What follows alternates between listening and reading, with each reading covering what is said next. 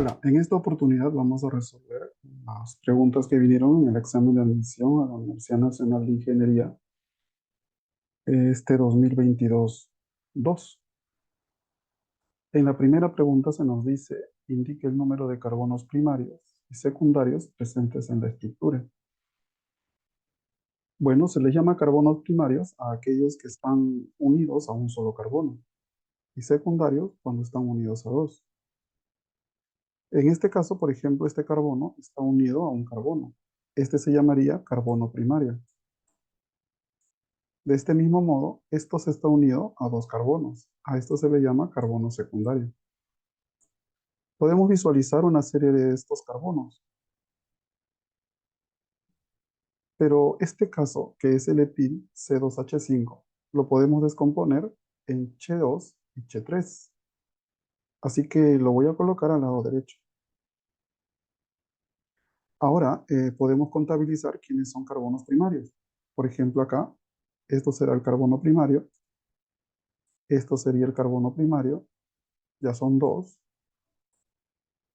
3, 4, 5 y 6. Entonces tenemos ya 6 carbonos primarios. Los carbonos secundarios son, como comentaba, estos de acá. Ahí tenemos 1, ahí tenemos 2 y ahí tenemos 3 carbonos del tipo secundario.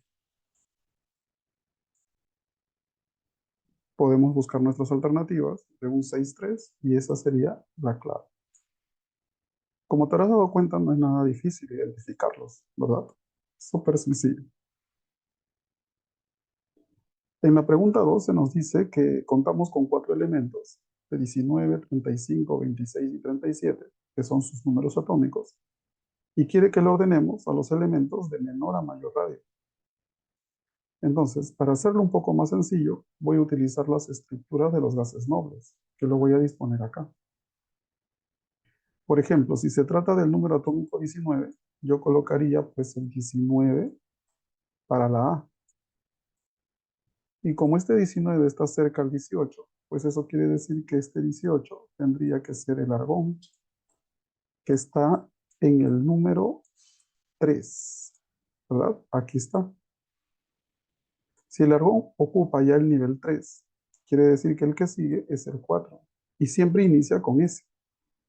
Como el argón vale 18, para que sea 19, aquí sería uno más. Para el caso del 35, pues colocamos 35 y utilizaremos también al argón. ¿Y por qué colocaremos al argón? Porque el argón tiene 18 y si yo colocara el criptón, este tendría 36 y esto ya se sobrepasa. Como habíamos construido ya arriba, arriba sería 4. Luego de la S colocamos la D. C da tensión. Como debes saber, el 4 es para tanto para la S como para la P, pero el D es una unidad menos. Colocamos arriba 2, aquí 10 y aquí colocamos solo 5. ¿Por qué? Porque con todo y eso ya me sale 35. En el caso del 26, que es el G, lo vamos a colocar acá, 26G. Otra vez tomaremos como referencia al argón. Y ahí está. Colocaremos igual que arriba, es decir, 4S2, pero solamente completaremos hasta 3D6. Razón es que tiene que sumarme 26. Recuerda que el argón vale 18. En el caso del yodo, yodo es 37. Entonces 37 podemos colocar acá. En este caso del I, que parece yodo, ¿verdad? Pero no es. Este se acerca mucho al criptón, es decir, lo sobrepasa incluso, porque el criptón tiene 36. Entonces al criptón le colocaremos aquí. Como el criptón es 36, me faltaría solo uno para que sea igual a acá 37. Pero ¿cómo lo lleno? Igual que anteriormente. Como el criptón ocupa el nivel 4, Eso quiere decir que el que sigue es 5, y eso siempre empieza con S. ¿Y para qué me sirve todo esto? Pues para saber ubicarlos a los elementos y ubicarlos en función a su menor o mayor radio. Para eso he colocado una especie de tabla acá. Ahora colocaré a la A, D, G, I. En este caso, por ejemplo, A le pertenece al grupo 1A. Razón es que está con la letra S, que es la A, y el 1 es porque sus electrones de valencia es igual a 1. Entonces quiere decir que en el cuarto, 4, el 4 que está acá, nos indica el periodo. Eso quiere decir que en el 4, cuento primero, segundo, tercero y cuarto. En el cuarto del grupo 1A, yo ya voy a colocar al elemento, en este caso A. Del mismo modo para el caso de la D, que está en el mismo periodo que es 4, es decir, para. Pero ¿en qué grupo estará? Sus electrones de valencia son del nivel 4. Es decir, 2 más 5 me sale 7. Y está en el grupo 7A. El A es porque termina en la letra P. Entonces, si este es el grupo 8, aquí yo coloco el grupo 7. Aquí colocaría el D. En el caso de la G, notamos que está en el mismo periodo, es 4, pero hay un detalle, termina en D. Si termina en D, la letra a reemplazar sería la B. Pero ¿cuál sería su grupo? Pues la suma entre 6 y 2, que en este caso sería 8. Para mayor comodidad lo colocaré acá. El 8B lo colocamos por acá, aquí, en esa sección. Aquí tendríamos al 8A. No, es el 8B. Muy bien, estás atento. En el 8B colocaríamos pues en el D6 aquí la G. Ya tenemos ya el orden, ¿verdad? A, D, G. Me faltaría la I. Pero en el caso de la I, que no es el yodo, está en el periodo 5. Debes saber que el mayor nivel me indica el periodo. Eso lo discutimos ya acá arriba. Ahora, ¿en qué grupo está? Como termina en S, el grupo será A. Y como el exponente es 1, entonces sería el grupo 1A. Eso quiere decir que debajo de la A se encontraría el I. Como me están preguntando que ordene de menor a mayor radio, lo que tendría que hacer es recordar cómo varía el radio. Bueno, el radio siempre aumenta hacia la dirección de los metales, es decir, hacia la izquierda. Y obviamente que a medida de mayor capa, pues existirá un mayor radio, porque las capas son mayores. Entonces, como me piden que yo coloque de menor a mayor radio, pues el que tiene menor radio sería la D. Luego la G, la A y la I. Entonces sería D, G, A, I. Y esta sería la alternativa marcada. Vamos con otra pregunta. Dentro de un recipiente cerrado, provisto de un émbolo y acondicionado para tener una temperatura constante, se encuentra un líquido en equilibrio con su vapor. ¿Qué acción aumentaría el proceso de evaporación? En este caso, nos están dando a entender que debemos aplicar el diagrama de fases. Así que lo voy a disponer de esta manera. Como recordarás, en un diagrama de fases, en la parte vertical colocamos lo que es la presión y en el lado horizontal colocamos lo que es la temperatura, generalmente en grados Celsius. Como vamos a hablar del diagrama de fases, pues la gráfica siempre obedece a una forma más o menos así. Donde esto vendría a ser la fase sólida, esta la fase líquida y esta la fase de vapor. Un detalle de la pregunta es que se nos dice, ¿correcto? que tiene que estar en líquido en equilibrio con su fase de vapor. Por ejemplo, por acá. Si nosotros remarcamos esta región, podríamos notar que aquí se encuentra a una temperatura constante, ¿correcto? A una temperatura constante, ¿correcto? Porque dice acá a temperatura constante. Ahí está, ¿correcto? A una temperatura constante.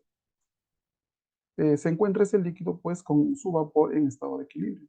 Me dicen qué acción aumentaría el proceso de evaporación. O sea, ¿qué acción podría hacer de que este líquido se vuelva vapor más rápidamente? Pues obviamente para que se vuelva vapor más rápidamente yo tendría que bajar la presión, ¿verdad? Considerando que aquí tenemos presión en su forma vertical. Si yo le bajo la presión, pues el sistema, o sea, el cuerpo en estado líquido, va a tener que bajar a ser vapor. Pero ¿cómo consigo disminuir la presión? Pues subiendo el émbolo, aumentando el émbolo. Entonces, ahí tienes la respuesta. Sencillo, ¿no?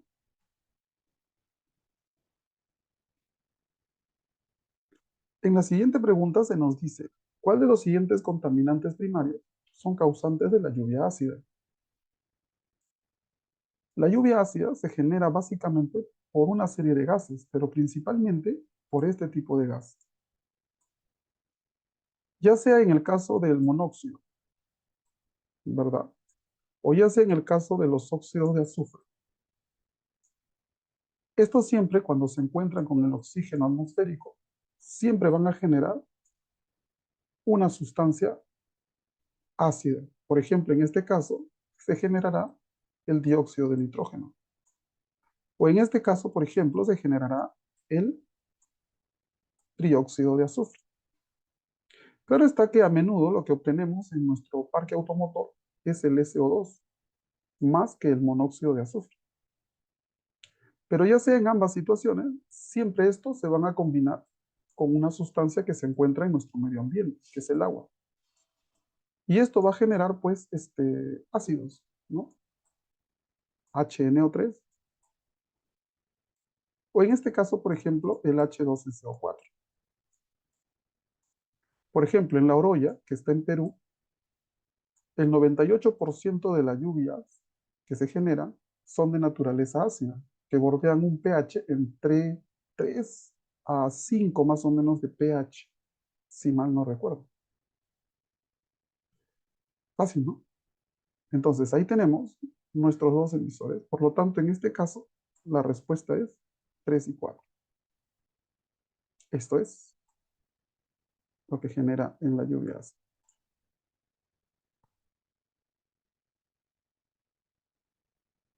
En la siguiente pregunta se nos da lo siguiente. El hidróxido de sodio es un aditivo inorgánico que en solución se utiliza para obtener efectos blanqueadores. Determine la molaridad en moles litros de una solución acuosa de hidróxido de sodio que fue preparada por disolución de 200 mililitros de hidróxido de sodio 2,5 molar en 300 mililitros de agua. Eso quiere decir que en este caso debemos de considerar que nos están hablando de una dilución. Si nos están hablando de una dilución, entonces nosotros debemos de saber que aquí debemos aplicar una fórmula, donde es la molaridad inicial por el volumen inicial tiene que ser igual a la molaridad final por el volumen final.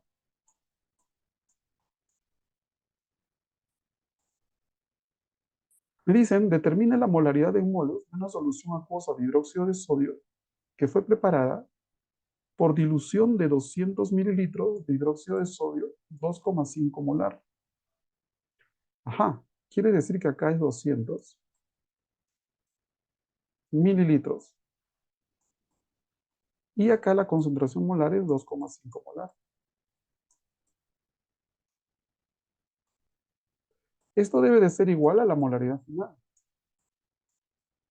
el cual multiplicaré por el volumen final. Pero ¿quién es el volumen final? Pues la dilución en un inicio tenía 200 y le hemos agregado 300. Eso quiere decir que ahora será 500 mililitros. Como habrás notado, mililitro con mililitro se cancelan. Los dos ceros de acá también. Me quedaría multiplicar 2,5 por 2, eso me sale 5. Y 5 entre 5, creo que es evidente la respuesta. Ajá, muy bien, eso es 1 molar.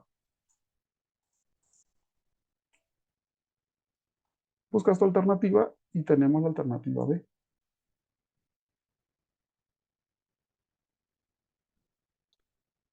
En la siderurgia, que es un proceso de extracción del hierro, se nos da una ecuación. El problema es que, planteado en la universidad, en el examen de admisión, nos dice que está sin balancear, pero si nosotros observamos, el sistema está balanceado,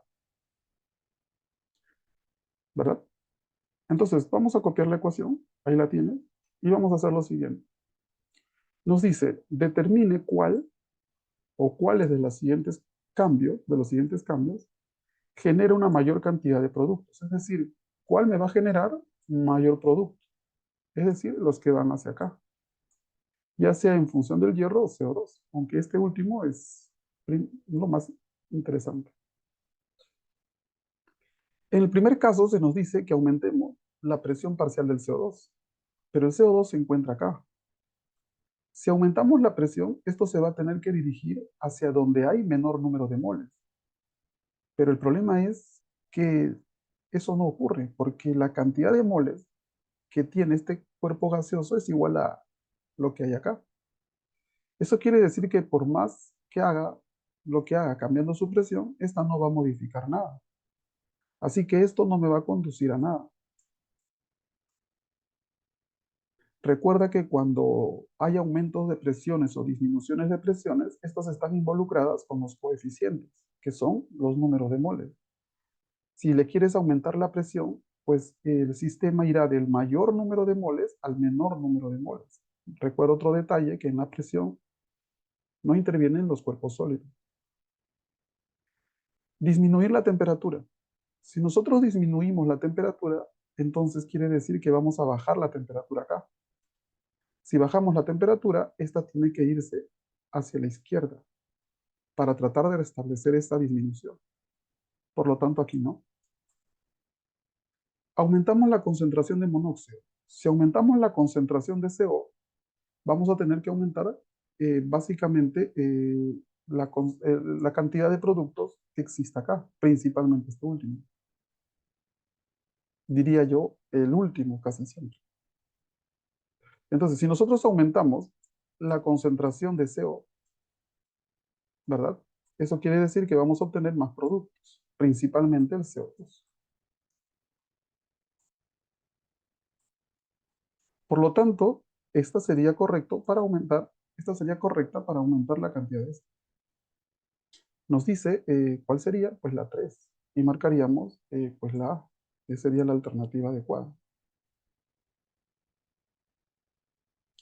En la siguiente pregunta se nos plantea de la siguiente forma. Nos dice, los procesos electrolíticos son no espontáneos. Es cierto, porque necesitan de una batería. La batería nos produce, pues eso. Con respecto a los componentes de una celda, y ahí la tenemos. Quieren que relacionemos. Bueno, en el cátodo lo que ocurre es básicamente la reducción. La batería viene a ser esa fuente de energía que lo podemos poner por acá. En el caso del cátodo, ¿es el electrodo en la cual se realiza la oxidación? No, no, es la reducción. Entonces aquí colocaríamos la A. En el ánodo ocurre la oxidación, así que aquí colocaríamos la C. La solución electrolítica en este caso es el sulfato cúprico o el CuSO4. Aquí sería la D. Para un mejor detalle, fíjate en el esquema. En este esquema, pues nos hablan de eso. Aquí tenemos el ánodo, por ahí salen los electrones, son recogidos en el cátodo los electrones. De ahí puedes ver el esquema.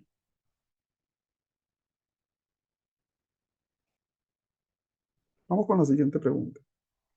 El mercurio es un elemento químico que ocasiona una gran contaminación ambiental, ¿verdad? Indique los probables números cuánticos de uno de sus electrones más externos. Para ello me dan el número atómico 80.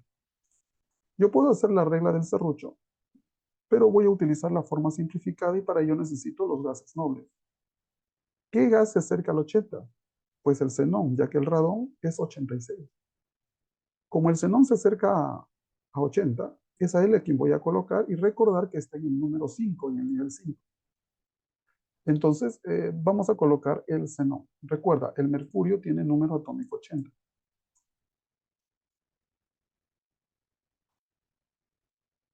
Colocamos xenón y ahí está. Sucede que el xenón es el número 5. Entonces tendríamos que ahora pasar al número 6. En el 6 nosotros podríamos colocar C, la mnemotecnia, fue de paseo. Pero he notado algo. Aquí puedo colocar 2, aquí coloco 14. Si el xenón vale 54 como número atómico, el 2 sería 56.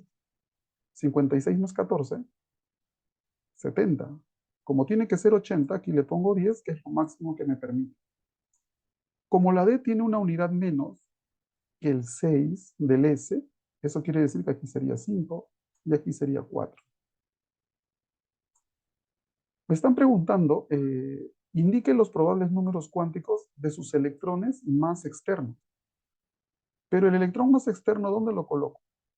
Pues acá, en el nivel 6, ya que el 5 no es el más externo, sino es la terminación final o la terminación o el final de la distribución electrónica. Como acá dice 6, el 6 es el nivel.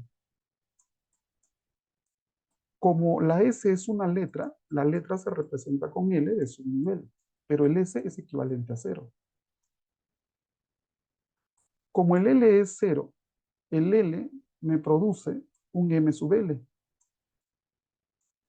cuyo valor es 0. Eso quiere decir que aquí necesariamente el M y L tiene que ser 0. Pero este orbital que es 0 contiene 2 electrones, porque acá dice que es S de 2, uno arriba y uno abajo. Si es el de arriba, pues podría ser más un medio, y si es el de abajo, pues podría ser un menos un medio. La única opción que tenemos, en este caso, pues era obvia, era la C. Además, era solamente analizar esto, ya que en las demás, pues no había el 6, ¿verdad? Sencilla la pregunta. Vamos con la siguiente. La siguiente gráfica nos muestra una celda galvánica de zinc cobre. Si está dispuesto acá, nos está tratando de decir que el zinc es el que está en el ánodo y el cobre estará en el cátodo. Por lo tanto, si el zinc está en el ánodo, este se oxidará y el cobre que está en el cátodo se reducirá. ¿Los electrones fluyen desde el electrodo de zinc hacia el cobre? Pues sí, ya que en el caso del zinc se está oxidando. Si se oxida es porque pierde electrones. La membrana porosa es la membrana porosa, ¿correcto? Actúa como medio para el flujo de iones. Así es. Aquí, aparte de tener una solución agar-agar, también tiene sales de cloruro de potasio, que son los iones que sirven para equilibrar estos dos medios de la celda. El cobre está en lado derecho y es el que actúa como ánodo, dice acá. Pero el ánodo es el zinc. Debería de ser el cátodo. Por lo tanto, esta última es falsa. Tenemos que esto es verdadero y esto último es falso, siendo la clave en este caso la C. Pero como detalle adicional puedes visualizarlo acá. Acá tenemos el ánodo que va para el zinc, los electrones fluyen hacia acá y son recibidos hacia el cátodo.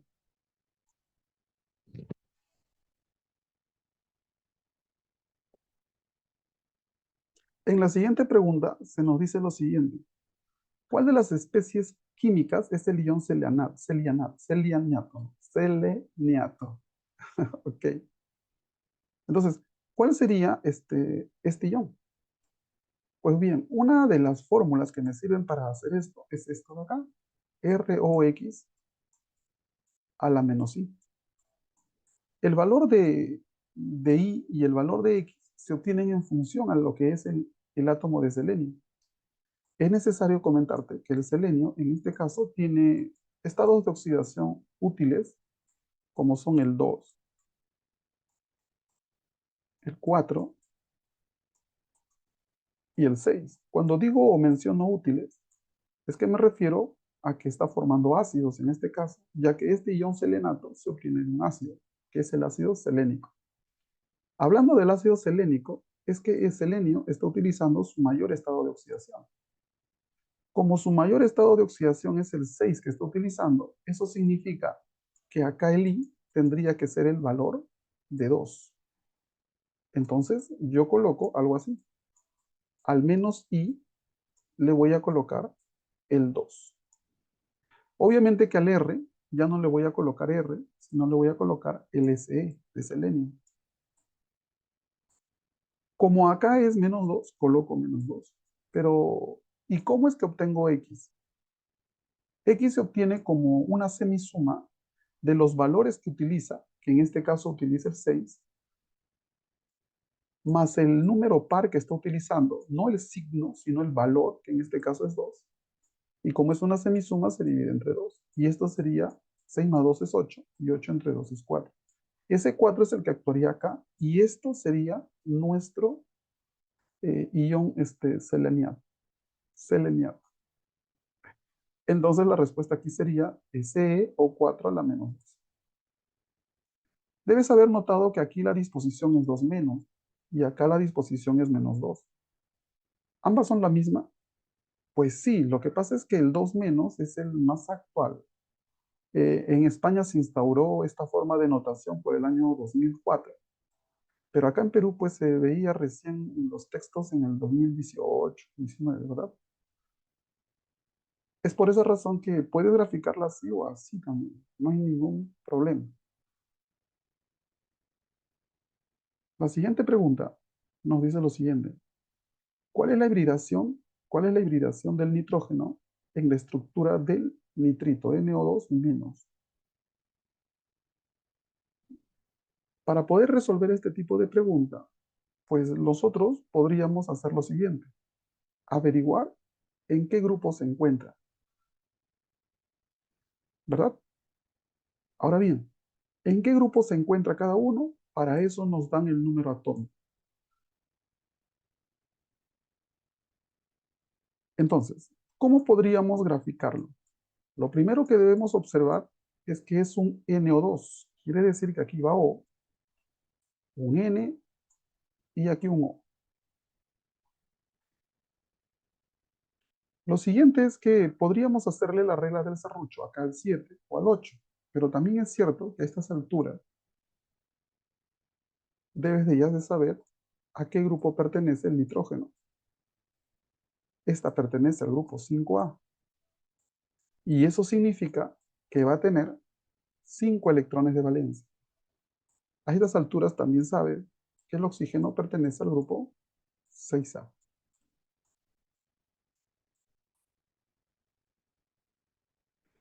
Como el nitrógeno está en el grupo 5, le faltaría 3 para hacer 8 con el octeto. Entonces, aquí yo podría colocar 1 y 1, y me faltaría uno más. Así que voy a intentarlo. 1 y 1. Me faltaría un enlace más, ¿verdad? Pero eso lo voy a corroborar con el oxígeno. El oxígeno dice que pertenece al grupo 6. ¿Cuánto le faltaría? Pues le faltaría 2. Vamos a colocar a este de acá. 1 y 2. Quiere decir que el otro enlace del nitrógeno lo tendrás acá. Ahora colocamos sus electrones. 2, 4, 5 y 6. Este oxígeno de acá ya está completo, pero este oxígeno de la parte inferior no, porque solo tiene un enlace y fíjate que acá tiene sus 5 electrones más. 1, 2, 3, 4, ¿verdad? 5 y un 6. ¿Verdad? Aquí hay 2, 4, 5 y este puntito sería 6 para él. Pero ¿cómo hacemos? Pues fíjate que es un nitrito. El nitrito aquí dice -1. ¿Qué significa? Que todo esto en realidad ha ganado un electrón. Aquí es -1. Lo voy a colocar así, como un negativo nada más. Muy bien, si ha ganado 1, ¿quién lo ha ganado? Pues para eso nos fijamos en lo siguiente. El nitrógeno tiene 1, 2, 3, 4 y 5. El nitrógeno recuerda que está en el grupo 5 y tiene 5 electrones de valencia. 1, 2, 3, 4, 5. Ahora, si contabilizamos todo, este nitrógeno ya tiene 8. 2, 4, 6 y 8. ¿Te diste cuenta quién ganó? Pues sí, este oxígeno es el que gana. Aquí un electrón. Ahora sí, este oxígeno tiene su octeto. Como te has dado cuenta, tiene un enlace doble, pero además tiene dos enlaces adicionales. Un enlace simple y un enlace propio. Eso entre comillas. Ahora, si te fijas, aquí es como un enlace, dos enlaces, tres enlaces. Eso me habla de una hibridación sp a la 2.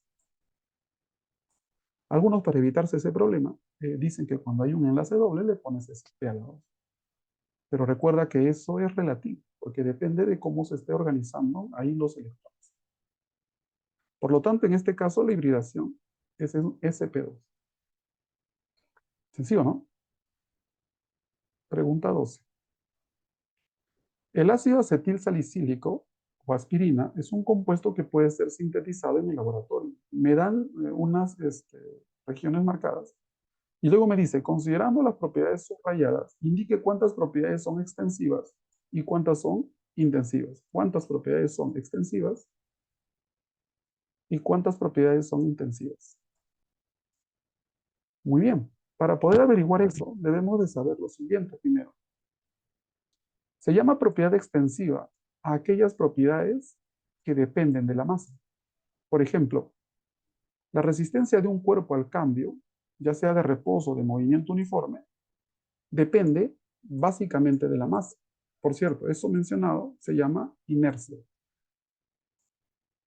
La inercia es una propiedad extensiva de la materia porque depende de la masa.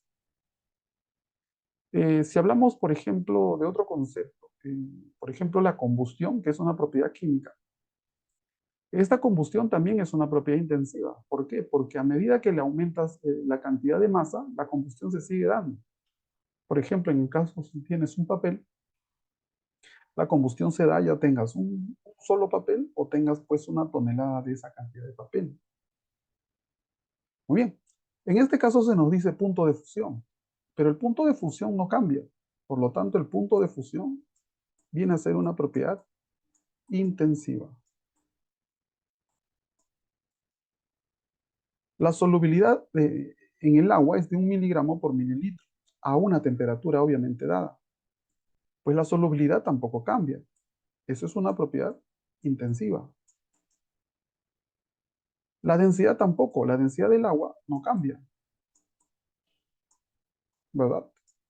No cambia, pues, ¿no? Así tengas 1 litro de agua o 1 millón de toneladas de agua o un simple mililitro de agua, pues siempre la densidad va a ser la misma. Y una masa molar. La masa molar es dentro de las propiedades químicas, que son propiedades intensivas. Entonces, si hablamos de masa molar, lo voy a hacer más breve de esta manera. Esta tampoco cambia, es una propiedad intensiva. Entonces tenemos 0 propiedades extensivas y 4 propiedades intensivas. La respuesta aquí sería la B. Interesante, ¿cierto? Pregunta 13. Respecto a la corrosión, indique la secuencia correcta después de determinar la propuesta verdadera o falsa. Bueno, cuando hablamos de corrosión, entendemos que esta es oxidación.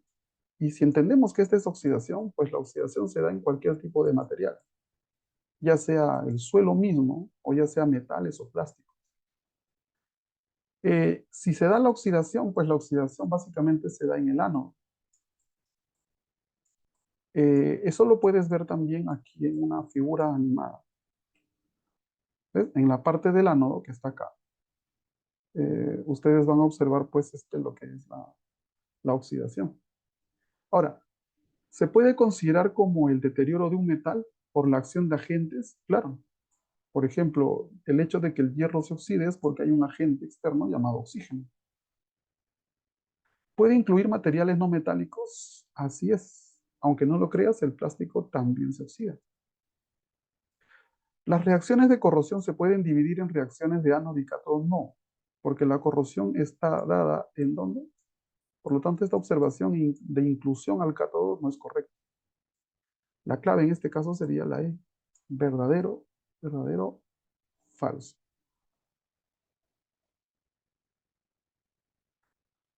Una muestra de óxido de vanadio, cuya masa es de 4,589, se calienta en presencia de hidrógeno, ¿no? Luego me dan otros datos, me dice, a continuación, el segundo óxido se hace. Bueno, para poder resolver esta pregunta, primero lo que voy a hacer es hacer las ecuaciones, ¿ya? Para no estar, este, plantear esto de acá en forma de ecuaciones. ¿Estamos? A ver, es súper sencillo, observa. Una muestra de un óxido de vanadio. Bueno, para empezar, yo al óxido de vanadio no sé qué es. Así que voy a colocar solamente el vanadio con el oxígeno. Voy a colocar pues una cantidad de vanadio y aquí una cantidad de oxígeno. No sé cuánto es, pero sí sé algo. Que tiene una masa de 4,589. Es decir, todo esto que está acá tiene una masa de 4,589. Quiere decir que la masa del vanadio con la masa del oxígeno tiene que sumarme 4,589. ¿Estamos? Bien. Luego me dice que en presencia de hidrógeno, o sea, le voy a colocar hidrógeno. Ahí está. Dice, esta se va a calentar, pues no, acá dice se calienta. Y se debe de obtener, según esto, agua. Ahí está, agua. Y otro óxido de vanadio. Como no sé cuál es el otro óxido de vanadio, pues también le voy a poner un N y acá le voy a poner un M, porque no sé cuánto es, no cuántos son, cuántos átomos. Lo que sí sé es que el otro óxido de vanadio pesa una cantidad de 3,782 gramos. Bueno, no lo voy a colocar acá. No me alcanza, así que lo puedo colocar aquí abajo. Según esto es 3,782 gramos. Ahí lo tienes. A continuación, este segundo óxido, o sea, este óxido que está acá, lo voy a colocar acá. O sea, el BNOM, que pesa 3,782 gramos, ese mismo que está acá, este, lo voy a colocar acá con su masa. 3,782 gramos. Es ese mismo óxido. Me dice, se hace reaccionar otra vez con hidrógeno. Obviamente se va a calentar, porque el proceso trata o implica lo mismo que el anterior, esto de acá. Hasta obtenerse otra vez agua. Pero el detalle es el siguiente. Agua y 2,573 gramos de vanadio metálico. Quiere decir que la cantidad de vanadio metálico que se está obteniendo aquí es de 2,573 gramos. Y este dato de acá es increíble, porque este dato me sirve para poder resolver la pregunta en su totalidad. ¿Quieres saber por qué? Pues fíjate bien. Este vanadio que está acá es el mismo vanadio que se encuentra acá. Es decir, aquí el vanadio sería también 2,573. Ese mismo vanadio que ves acá es el mismo vanadio que también está acá. Es decir, 2,573.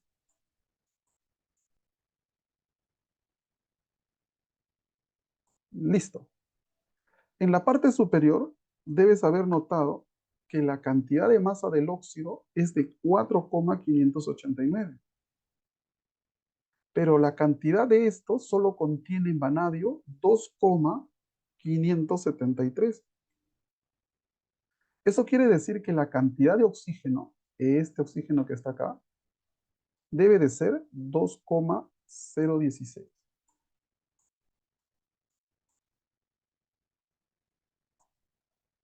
Por ejemplo, si yo quiero calcular la cantidad de vanadios, yo podría calcularlo en función a esta información. Entonces, ¿cómo lo calculo? Vamos a hacer lo siguiente.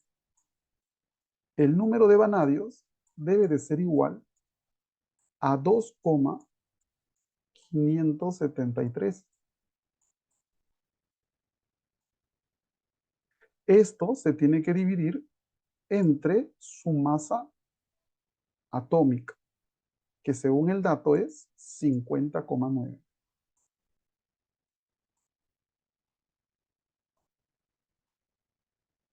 Si yo quiero calcular la cantidad de oxígeno, pues haría el mismo proceso. En este caso, en el caso del oxígeno, tengo 2,016. Pero obviamente no voy a elaborar con 50,9, sino con el dato que está acá, 16. Ahora tengo que dividir este 2,016, por ejemplo, entre 16. ¿Correcto? En este caso me sale 0, dividiéndolo obviamente, 126. Ahora tendría yo que dividir arriba 2,573 entre 50,9. Esto me sale 0,0 5 0 5 5 0 0 9 8 2 3. Eso lo puedo redondear acá. Tal vez estés pensando que lo he dividido mentalmente. Pues no, me estoy apoyando en este caso con una calculadora, porque en el examen de admisión a la Universidad de Ingeniería nos permiten utilizar una calculadora. Así que eso no es magia. Ahora fíjate bien, esto de acá lo tengo que dividir entre el valor menor. En este caso el valor menor obviamente es 0,051. Lo coloco acá y acá también. Es evidente que arriba 0,051 entre su mismo valor pues me sale 1. Pero ¿cuánto me saldría 0,126 entre 0,051? Pues 2,47. Eso yo lo puedo redondear, lo puedes redondear a 2,5.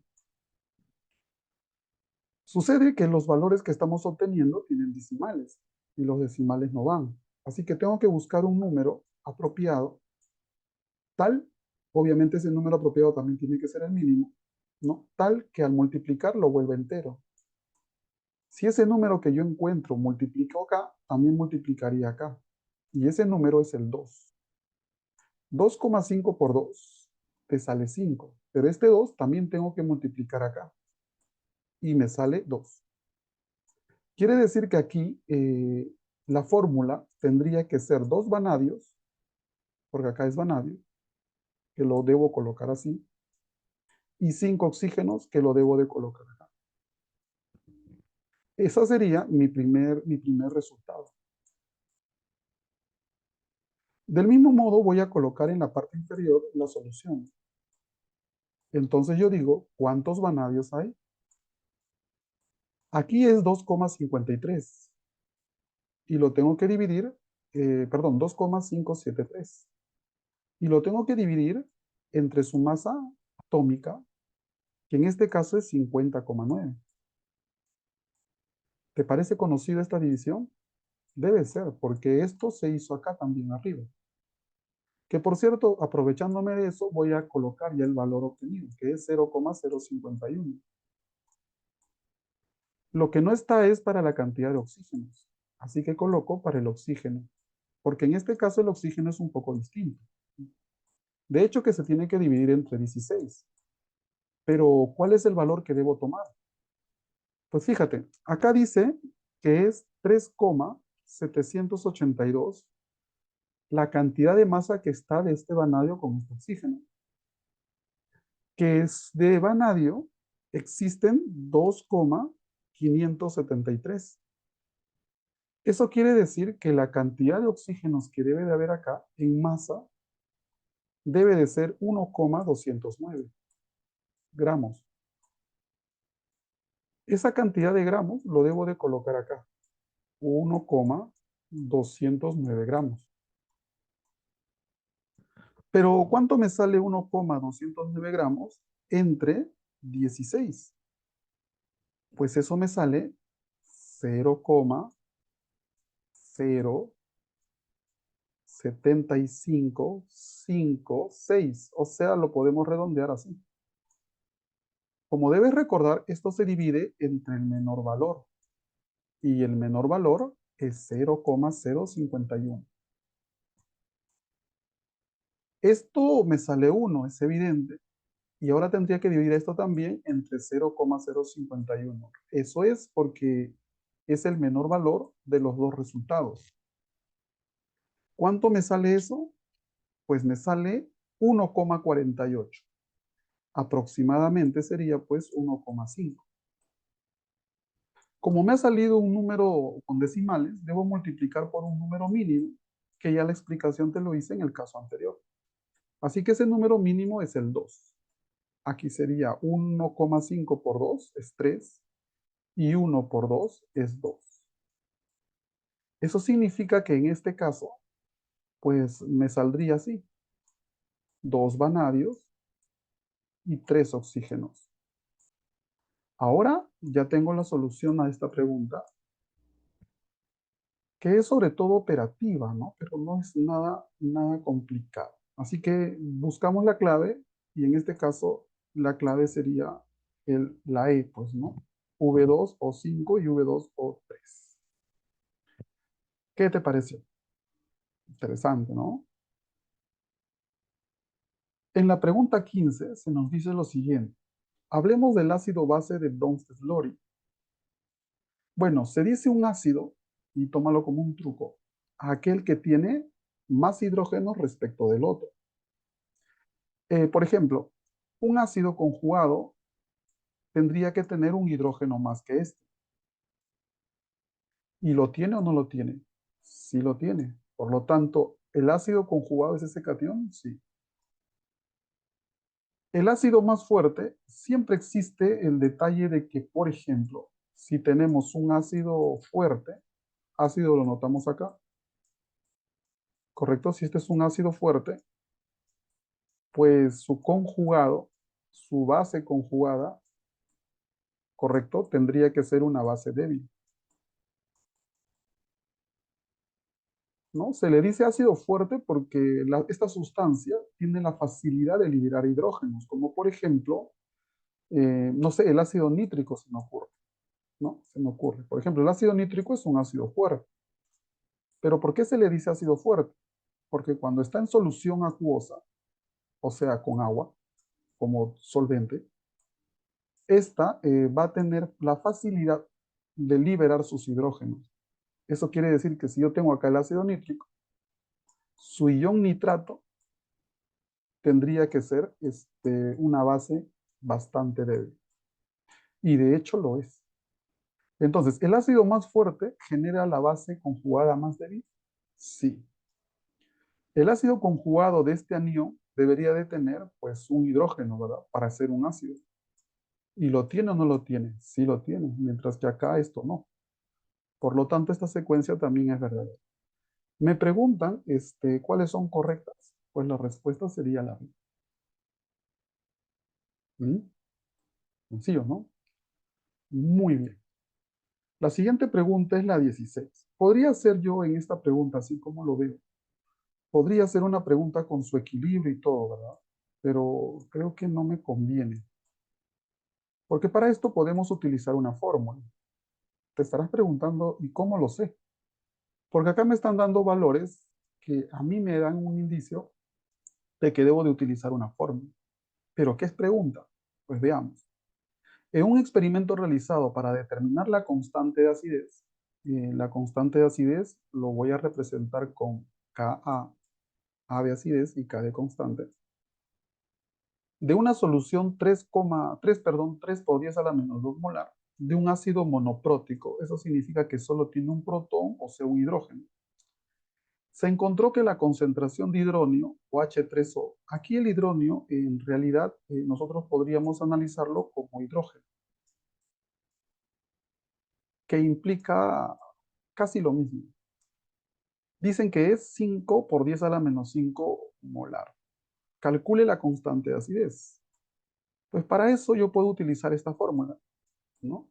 Que la concentración de un ácido, siempre y cuando sea ácido monoprótico, es igual a la raíz cuadrada de la constante de acidez por la concentración molar inicial. Si te fijaste, nosotros ya tenemos esos datos. En el caso de la concentración de hidrógeno, acá dice, ¿no? Se encontró que la concentración de esto es de 5 por 10 a la menos 5. Eso quiere decir que aquí coloco 5 por 10 a la menos 5. Ahí está. Esto sería igual a la raíz cuadrada de la constante de acidez, pero eso precisamente es lo que me están preguntando. Determine la constante de acidez multiplicado por la concentración inicial. Resulta que la acidez tiene una solución cuya concentración es de 3 por 10 a la menos 2. Así que aquí coloco 3 por 10 a la menos 2. En este caso, este raíz pasa al otro como un cuadrado, ¿verdad? Entonces sería 5 por 10 a la menos 5 al cuadrado. Eso me sale 5 al cuadrado, 25. Y 10 a la menos 5 al cuadrado me sale menos 5 por 2, o sea, menos 10. Esto sería igual a 3 por 10 a la menos 2 por la constante de acidez, que lo voy a colocar así. Este 3 pasa a dividir a 25, pero 25 entre 3 es 8,3 aproximadamente. Ahora, fíjate bien que el 10 a la menos 10 está con el 10 a la menos 2, que pasa acá como más 2. Eso sería entonces menos 10 más 2, menos 8. Eso quiere decir que la constante de acidez que me estaban preguntando es básicamente igual a 8,3 por 10 a la menos 8. Busco una alternativa y ahí la tenemos, es la D.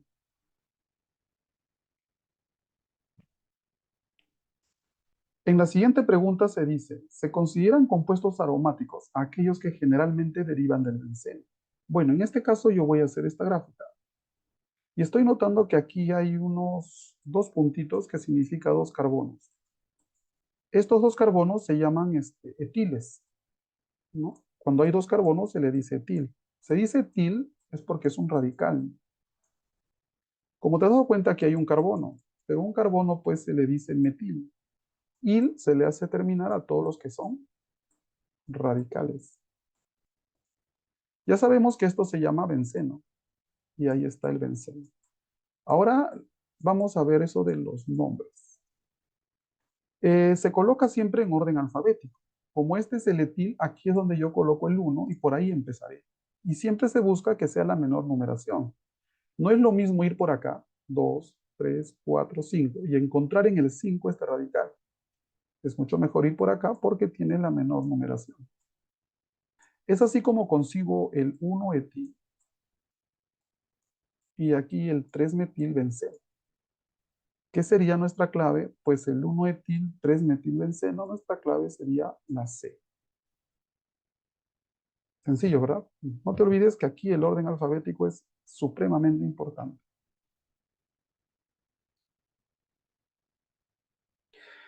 Se tiene dos sólidos blancos cristalinos, uno es azúcar y el otro es bromuro de potasio. Me preguntan, ¿cómo haría yo para identificarlos? Aunque aquí le han puesto identificarlos, ¿no? Es identificar. Ya bueno. Se propone la determinación de las siguientes propiedades. ¿Cómo yo hago para determinar ¿no? a una sustancia en particular? Pues, por ejemplo, si yo tuviera el azúcar, en este caso he puesto un azúcar rubia, puede ser azúcar blanca, que es más fina,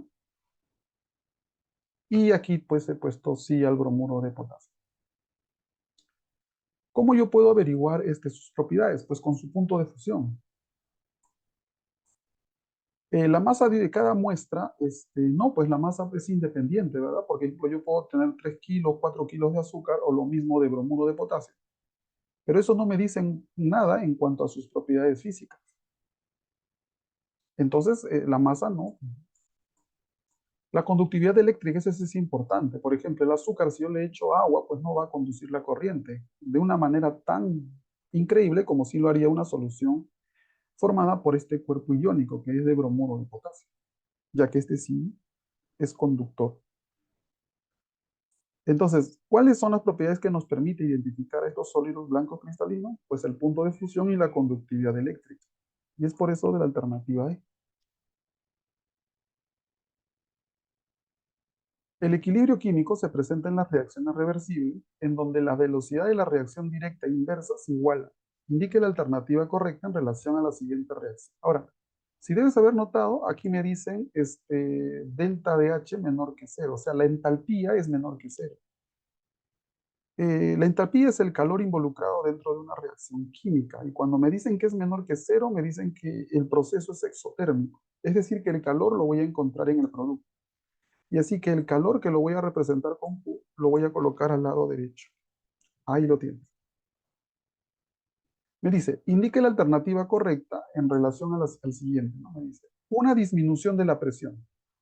Bueno, como debes haber notado, estos son sistemas gaseosos y aquí hay 5 moles, ¿no? Una mol más 4 moles son 5 moles del reactante.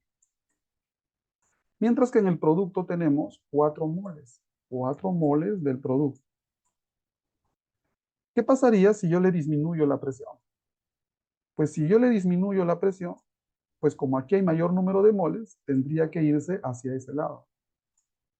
La constante de equilibrio tendría que irse hacia acá y favorecer la formación pues, de cloruro de hidrógeno o de oxígeno. Dice, ¿una disminución de la presión contribuye a la formación de cloro? No, no contribuye. Un aumento de la temperatura. Como la temperatura está acá y yo le aumento la temperatura, ¿correcto? Esto va a hacer que aumente también, ¿qué cosa? A ver, voy a colocar aquí.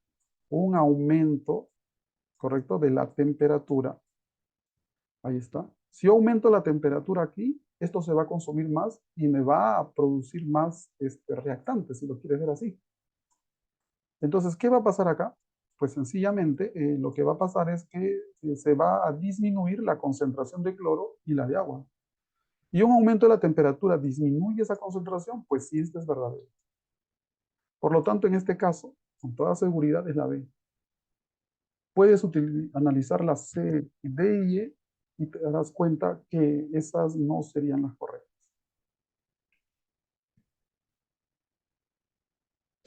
La última pregunta nos dice lo siguiente. Se desea preparar 50 mililitros de una solución acuosa molar. O sea, quieren una solución de este tipo, ¿verdad? Entonces dice que se desea preparar 500 mililitros. Ahí tengo 500 mililitros de una solución acuosa, correcto, que es 1 molar.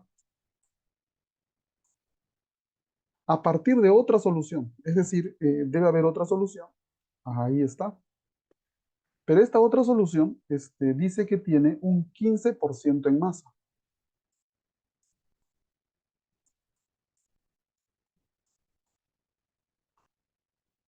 Y una densidad de 1,1 gramos mililitros.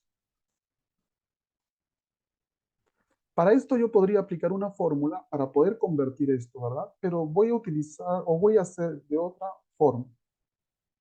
A ver, voy a hallar la concentración molar en este caso. Correcto, aquí le voy a llamar pues molaridad X. Aquí entonces le llamaría pues volumen I. Ahí está. Aquí molaridad I. Ahí está. Me están preguntando qué volumen en mililitros de acá, ¿no? O sea, ¿cuál es el volumen en mililitros de esta solución X? No lo sé, ¿verdad? Así que le voy a poner en interrogantes. Lo que sí necesito averiguar es básicamente la molaridad. ¿Y esa cómo lo obtengo? Pues con este proceso. Me dicen que la densidad es 1,1 gramos mililitros.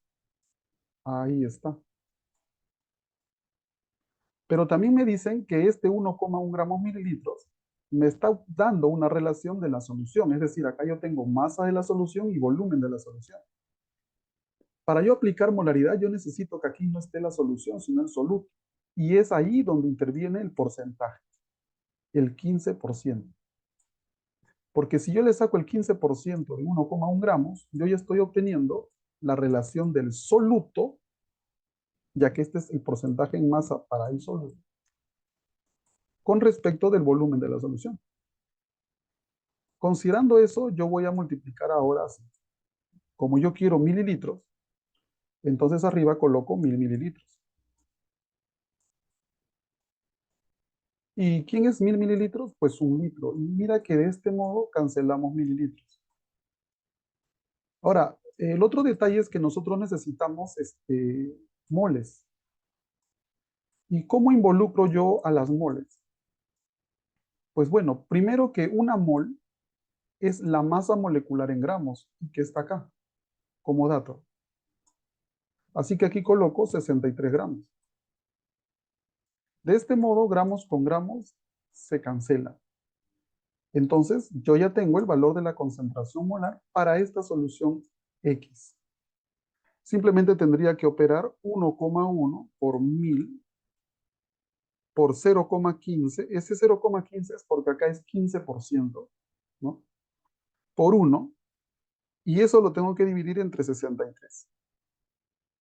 Esto me sale aproximadamente 2,619, que yo podría colocar como 2,62 molar. Ese resultado de 2,62 molar vendría a ser la molaridad de X.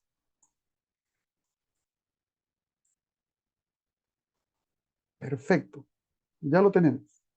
Sucede que acá tenemos volumen y molaridad. Eso quiere decir que todo esto está relacionado con que conservemos el número de moles. Es decir, el número de moles que esté aquí va a ser igual al número de moles que estén acá. Dicho de otras palabras, debemos aplicar la fórmula de la dilución. Molaridad por volumen es igual a la molaridad por volumen. Obviamente que aquí sería de I y aquí sería de X. Entonces eso es lo que haremos. ¿Correcto? Muy bien. ¿Cuánto vale la molaridad de X? 2,62 molar multiplicado por el volumen de X. Este es igual a 1 molar, que está aquí como dato, multiplicado por 500 mililitros, que está también como dato. La molaridad se cancela y el resultado me saldría en mililitros. O sea, tendría que dividir 500 entre 2,62. Y ese resultado me sale 190,8. Pero 190,8 es prácticamente 191. En la pregunta se nos pide qué volumen en mililitros de esta última solución debe de tomarse para tal fin. Pues esa es 191.